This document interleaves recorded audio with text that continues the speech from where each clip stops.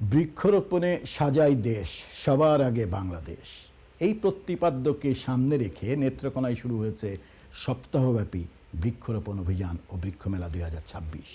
বৃহস্পতিবার বিকেলে পুরাতন কালেক্টর ভবনের উন্মুক্ত প্রাঙ্গণে জেলা প্রশাসন ও বন বিভাগের আয়োজনে এ মেলার উদ্বোধন করা হয়। এর আগে পৌরসভার সামনে থেকে একটি বর্ণাঢ্য র্যালি বের করে হয়, মেলা প্রাঙ্গণে গিয়ে শেষ করা হয়। পরে বেলুন উড়িয়ে মেলার আনুষ্ঠানিক উদ্বোধন করেন জেলা প্রশাসক খন্দকার মুশফিকুর রহমান।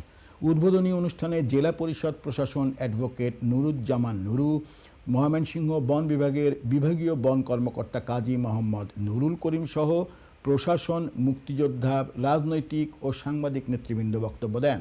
বক্তারা জলবায়ু পরিবর্তন মোকাবেলা ও পরিবেশের ভারসাম্য রক্ষায় বৃক্ষরোপণের গুরুত্ব তুলে ধরে সবাইকে বাড়ির আঙ্গিনা, সড়ক ও বিভিন্ন প্রতিষ্ঠানে অন্তত 5টি করে গাছের চারা রোপণের আহ্বান জানান।